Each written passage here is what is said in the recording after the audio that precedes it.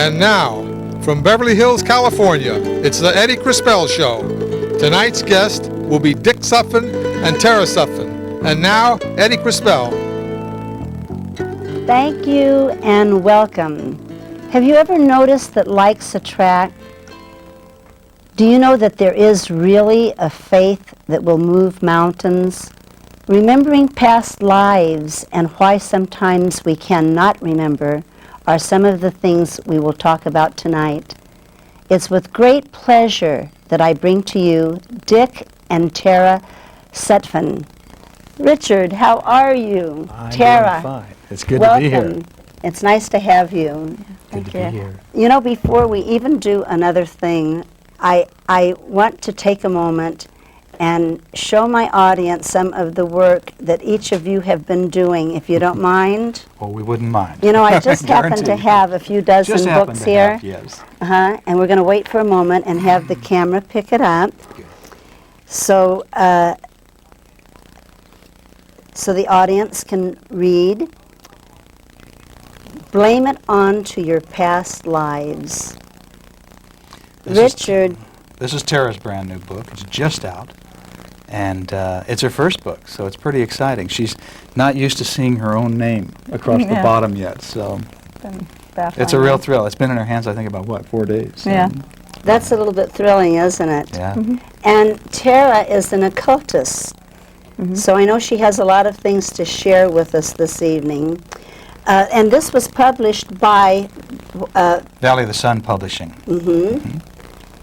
Did the audience get a chance to see the title of this book? Now, Richard, we shall go My to turn. yours.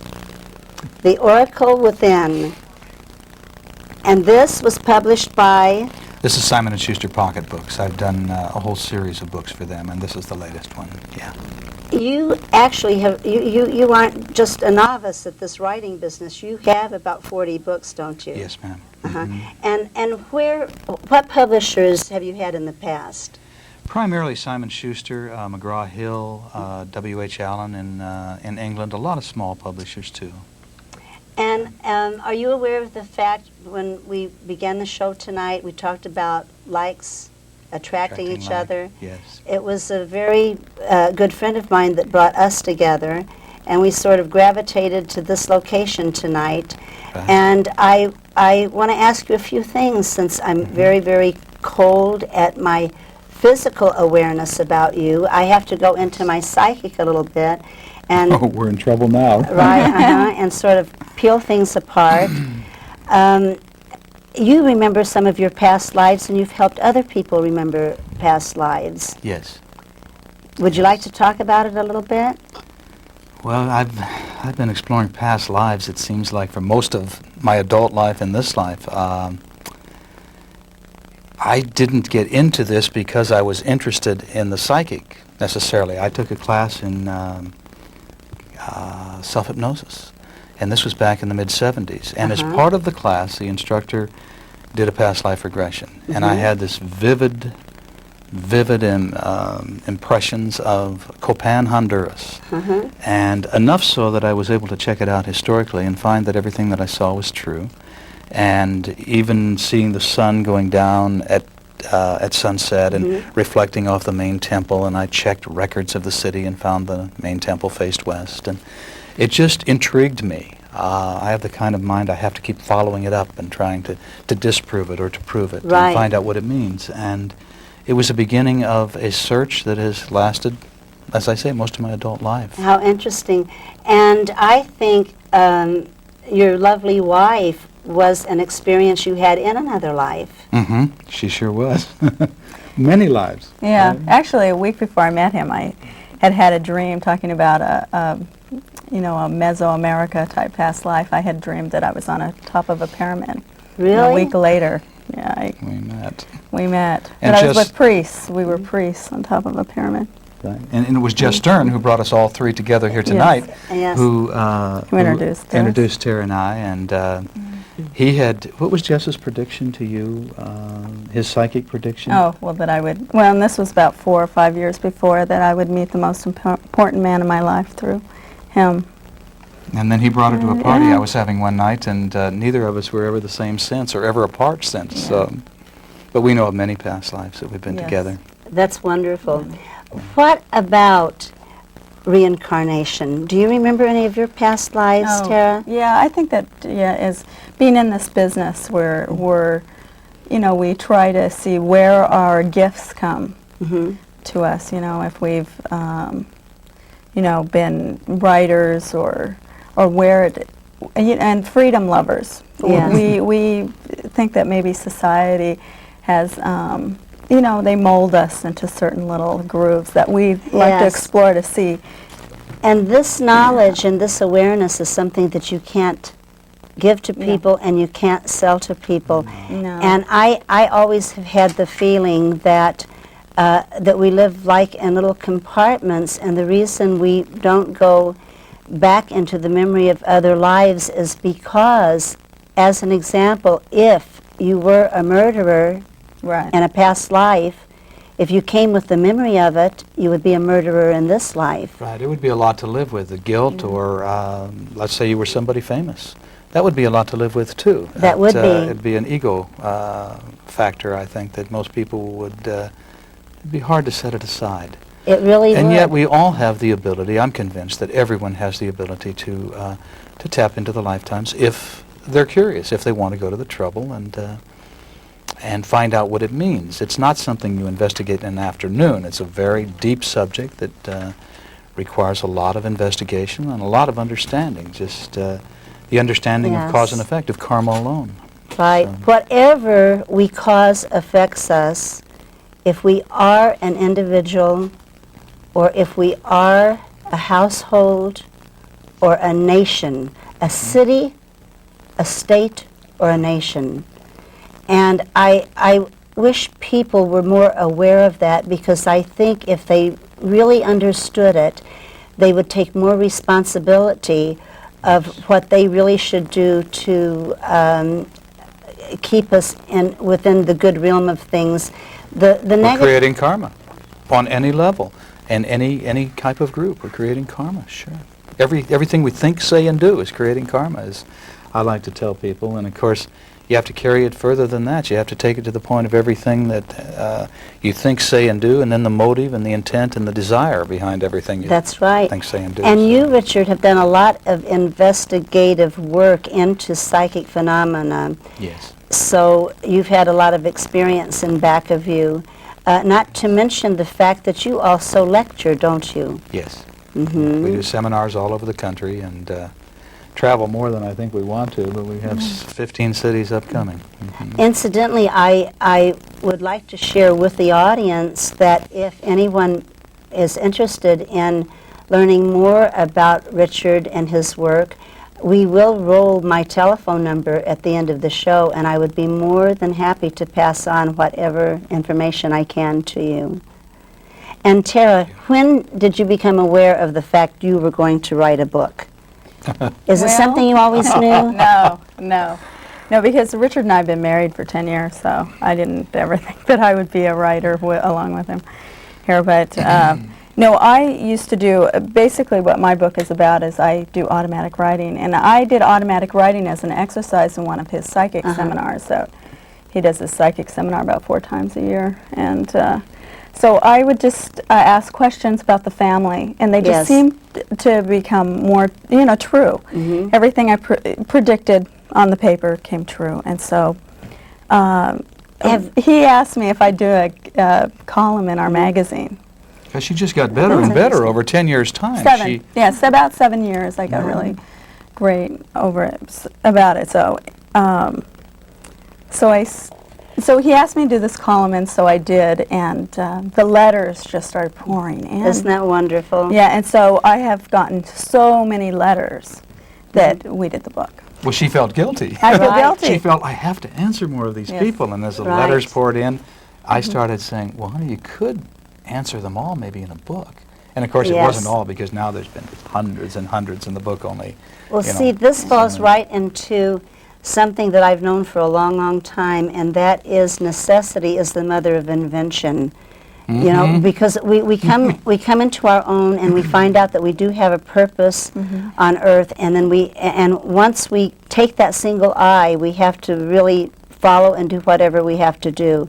But have you ever noticed when you do automatic writing, although your spelling may be absolutely totally perfect, once in a while you'll get a word that is not spelled as we spell today? Yeah. And it makes me wonder if spelling over a course of time and translations and et cetera, has run a course of change. I can remember when a Willis was a Willies. You know, by popular use and popular demand, things do change. And this week, some of the writing that came through, Tara didn't know the meaning of the word. She said, "Do you know the meaning of this word?" And sometimes I won't know it either, and we'll have to look it up. And sure enough, here's a word that's never been part of her vocabulary. Yeah, I have a kind of a formula how I do it. Like if I want to know about your life, I don't ask just randomly.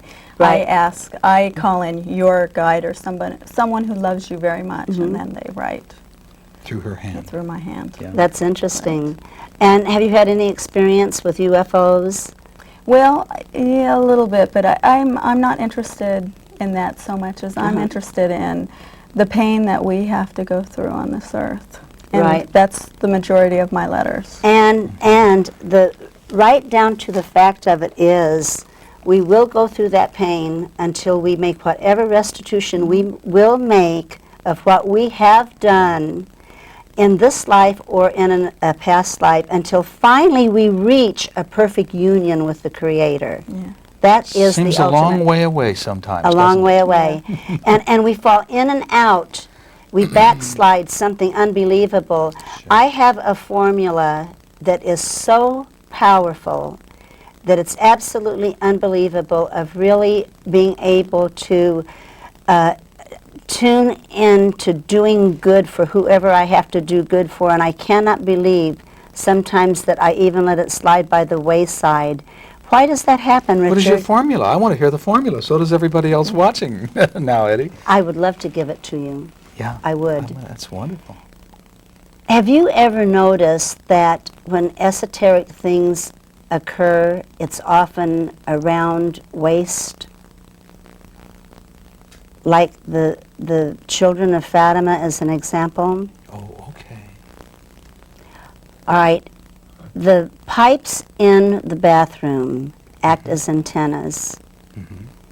And I find that I do very, very good work in the bathtub, with the water not being plugged in to fill the tub, but with the water running right through. And I make that water as hot as I can stand it to still be comfortable.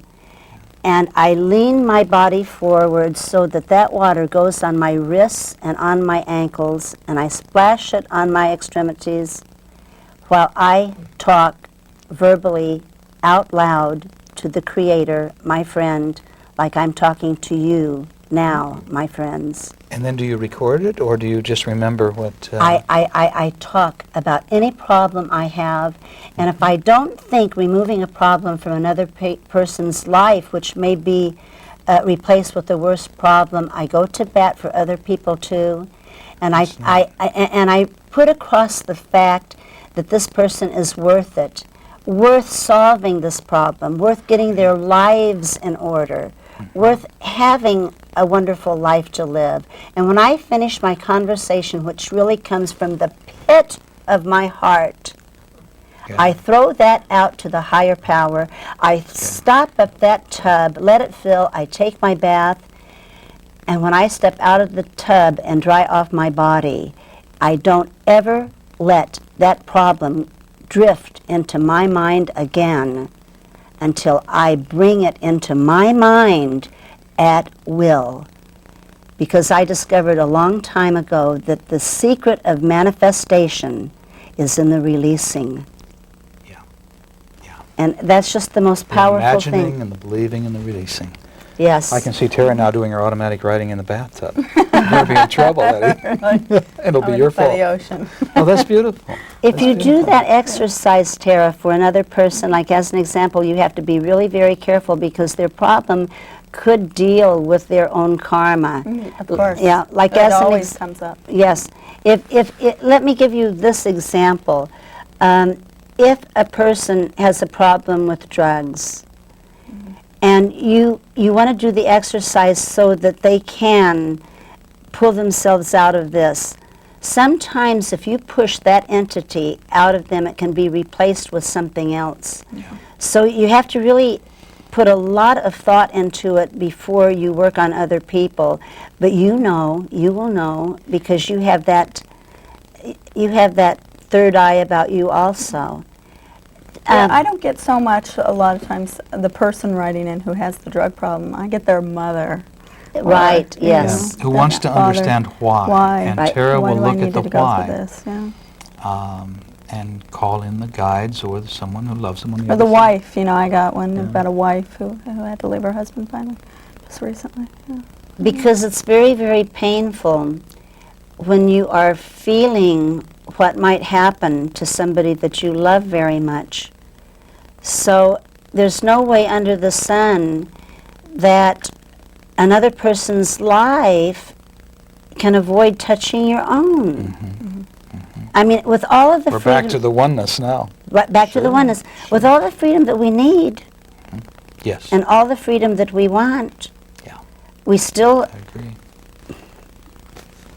have to be for each other. Right. Will you tell the audience some of the things you've written about?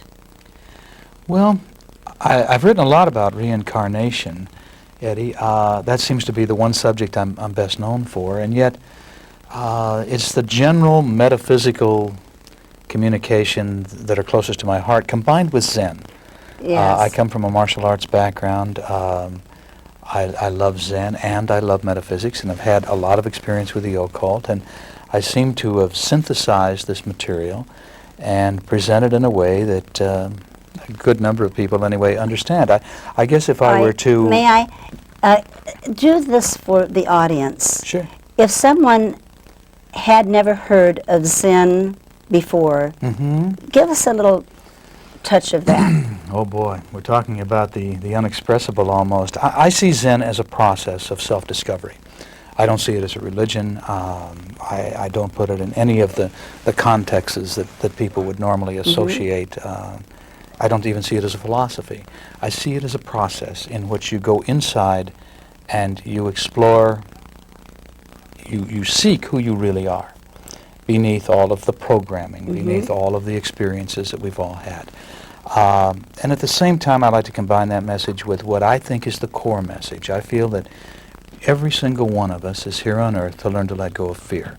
And when I say that, I mean all the fear-based emotions, all of our obsessions and addictions, and the fear-based emotions, which would be prejudice and possessiveness and the egotism and the guilt, and on and on and on. The list is It's is really endless. true, because all of my life I've always wanted to take fear by its throat and throw it over on its back.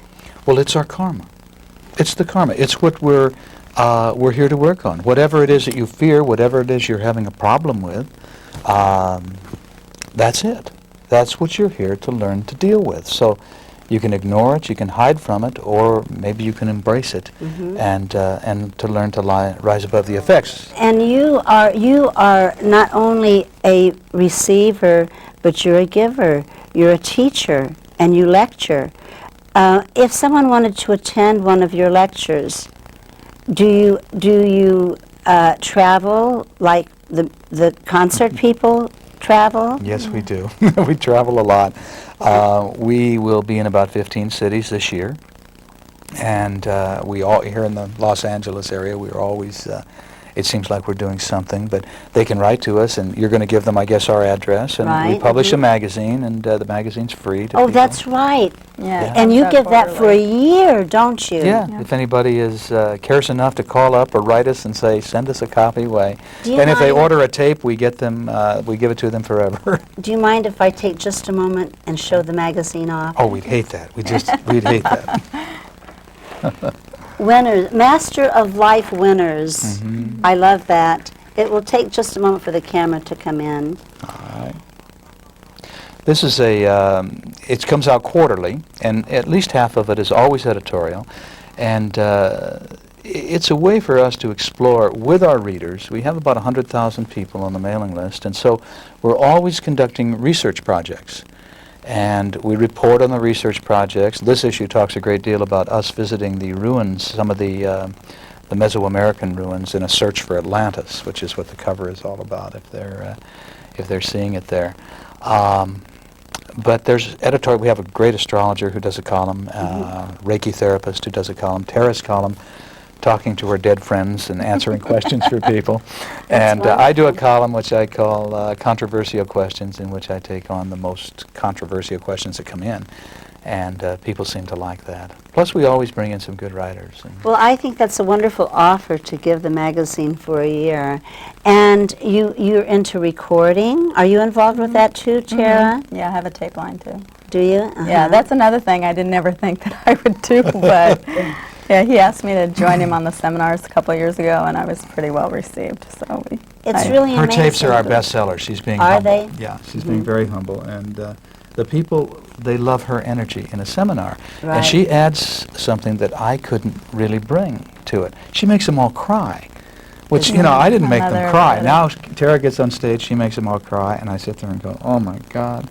And yet they love it. It works very well. It brings up a whole different aspect of the energy. So There's something about crying that really causes a person to cleanse their soul. And we have to remember this, that fine people have fine feelings. So, you know, so it's a very important moment when you can reach a moment to cry. Or at least I think so. Do you know? I do too. Right. I mean, providing you don't go around... I don't want to cry a lot myself Right. personally, but I like what Tara added Yeah. in this way. Yeah. It's like an awareness of what you just heard. When you hear a truth that you know is a truth, it affects you emotionally. And so your happiness about that knowledge comes out in the way of a tear sometimes. Right. yeah, What Tara's processes will usually have to do, or her tapes, she has a tape line, both sleep tapes, metaphysical line of sleep tapes that are coming out in about 2 months. And then she has a whole series of meditations. And the meditations vary from, looking into different aspects of human potential, I guess, to... Yeah, I take you on little journeys. It's like some kind of a dream therapy or something. I have you symbolize like going, like meeting an Indian shaman, and he takes you on a journey, and he makes you up. You do all these rituals, and then you go, then you become animals. He has you experience what the animal is experiencing, and he points his medicine stick at you, and you become that animal. But as you become this animal, like say you're going the bear to the north, you're experiencing your burdens, and you're running past your burdens. And as a bear, you can release all that anger and all that frustration that you have. And then when the shaman calls you back, you look for a gift as the bear, and then when the shaman calls you back, then you're able to, analyze what. Learn a lot about yourself. And not the direct way. It's using symbols to learn about yourself. What are some of the interesting things you've discovered through regressing other people? And I addressed that to Richard. That we're all one, I think. Yeah. But without naming names, can you offer an interesting experience about that? I think we're, of course, all the living result of who we were, and it's a cumulative effect. And I guess what it shows me more than anything else is that everything is as it should be, Eddie, and that the main thing I guess I've learned is that if you have an important relationship in this life, an important relationship, close friend, longtime friend, a love relationship, a marriage, a supportive work relationship that is really important, that you've been together before. And you wrote about that. Yes, I've written, probably my best-selling book is You Were Born Again to Be Together, and they tell me it sold about 1 million copies. And this touched people in some very special way. The idea that they've been with the person they love, Yes. at other lifetimes. And I am absolutely convinced that this is true. And we've been exploring a new technique, and just last week, Tara regressed me back to a lifetime in which my son and I, our youngest son, who is only 6, were together. And it was a fabulous right? experience, and it was so vivid. Even as I say this, it's there before my inner eyes. I can remember it as if something. Oh, and they're just joined at the hip. Yeah, we are very close. So Is that something? And when you met Richard, you were not even aware of the fact that you could do this. Well, you know, I had been around Jess Stern, who is a great author, metaphysical author, but even though I had known him, I think that I was being led, you know how you're being led into your destiny for many years. And everywhere I turned, someone was reading my poem, somebody was giving me a psychic reading, something, but I didn't really take it seriously. I put it in my diary, and nothing really clicked for me until For the benefit of the audience, Tara, in the event someone has not heard or has not had an explanation, explain the guide. What is a guide? What is a guide? Right. A guide is basically, you actually have a primary guide. Everyone on the earth has someone who has made a deal with them to watch over them, to help them. Especially, and most people are not aware of them. Do you think that I would be safe in stating that some people might call that a guardian angel? Right, I was just going to say that. Someone in spirit. Do you know Dead that friends. Angel.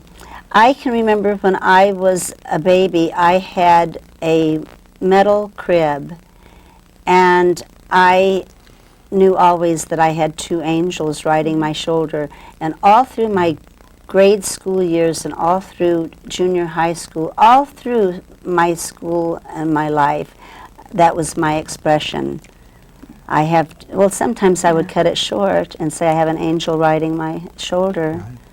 And I always Which you was... did, and probably has a lot to do, you With were your psychic enough to right. perceive them at that Yes, time. yes. I had many, many psychic things occur as a child. And, oh, incidentally, I don't think people are really aware of the fact that children are very, very psychic, and we pull them out of it, Right. and we change them, and it's We not... don't. No. This one doesn't. Tara will sit with our daughter, Cheyenne, who is just about 5, and she'll just get into that daydreamy Right. state. You know, not to interrupt you, but I have to tell you something. Yes. I can't believe when you're really with people that you have something in common with about how fast the time goes. And our time is done Right. gone.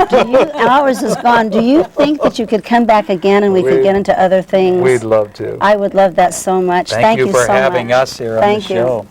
Loved it. God bless. Thank you, Eddie. Ladies and gentlemen, thank you so much for permitting me to come into your homes again. I hope you enjoyed listening to Tara and Richard. Dick. Sutphen. And we're just going to keep talking.